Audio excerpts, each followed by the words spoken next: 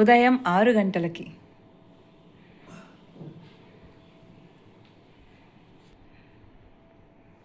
Padma tea పెట్టవే.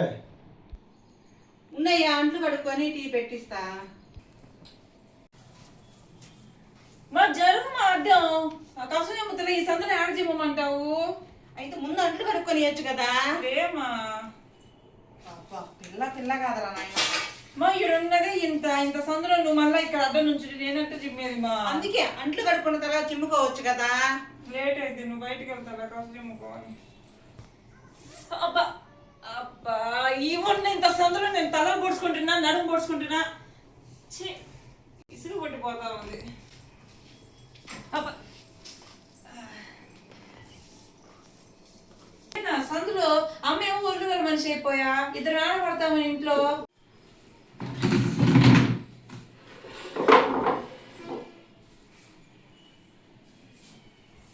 నానా మంచం అడ్డం వేసుకుని కొనుక్కుంటావే ఇటు దిప్పేసుకో నాన్న కసు తినుకోవాలి. ఈ సందులో ఆడ తిమ్మమంటావు.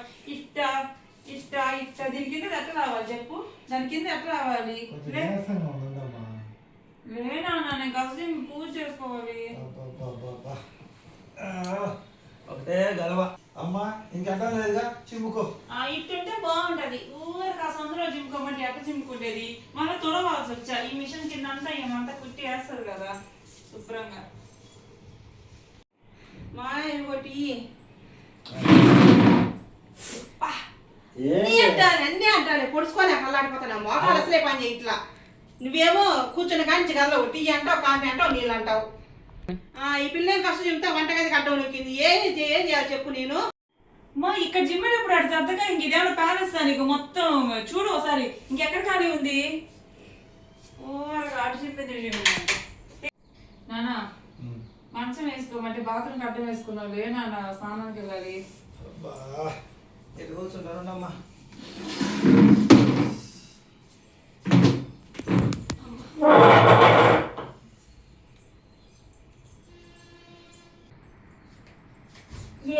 ఎవరి నీళ్ళకంటే అర్థం పెట్టింది.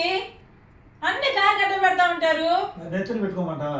ఈ నెత్తిన పెట్టుకోండి ఇంకెక్కడ పెట్టుకోండి. అన్ని మీకు ఈడే దొరుకుతాయి. ఈడే మంచం ఈడే నీళ్ళకైనా అన్ని ఈడే.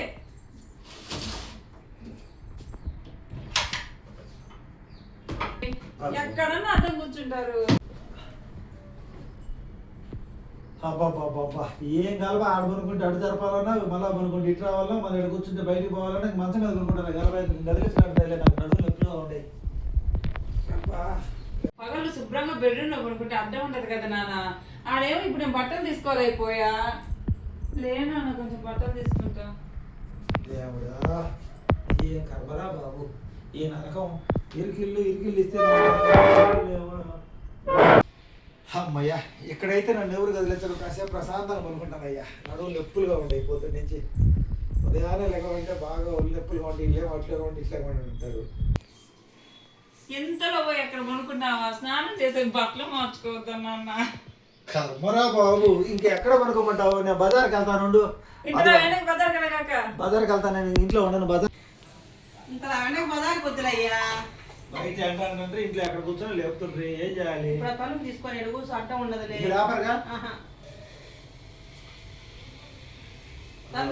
తగలట్లేదు కదా. కూర్చో. రేపు మనం తిరుపతి వెళ్ళాలి కదా. కొత్త చీర తీసుకొని మిషన్ కుట్టుకుందాం. ఈరోజు ఇది కట్ చేసి కుట్టేసుకున్నాం. నానా ఈ బ్లౌజ్ కుట్టుకోవాలి నానా. ఏం చేద్దామంటే మరి నీ వెనకాల మిషన్ ఉంది. నువ్వు వచ్చి అడ్డం కూర్చొని నేనే అడుగుకునేది. అమ్మాయి అసలు మీకు ఏమైనా న్యాయం ఉందా? పొద్దున్న నిద్రలేసి టీ తాగి కాసేపు కొనుక్కుందామంటే కాసేపు నా ఫోన్ చూసుకొని కొంచెం అక్కడ కూర్చున్నా మిషన్ కుట్టుకుంటా. భగవంతుడా ఇది ఏందయ్యా ఫ్రిడ్జ్కి వంటగదిలో వాకిట్లో వేసుకుని అడ్డం కూర్చున్నావు.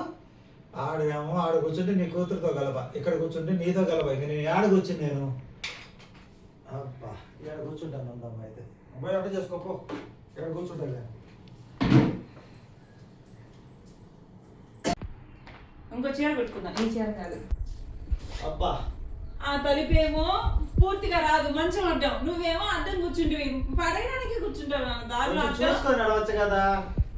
అసలు ఎంత 2 అడుగులు ఎన్ని అడుగులు ఇదంతా మొత్తం 8 అడుగులు ఉంటుంది. పొడుగు 10 అడుగుతుంది చాలా పెద్ద ఇల్లు తీసుకొని ఇరికిస్తున్న గొర్రె ఇస్తే నాశనం గొర్రెదన్నావు. ఏది ఇరుకు ఇంకా 12 సంవత్సరాలు ఇస్తే నాకు కోరలేదే. మా అమ్మ అన్నంతకాలం అదే మాట్లాడిందమ్మా. 12 సంవత్సరాలు నుంచి చూస్తున్నా.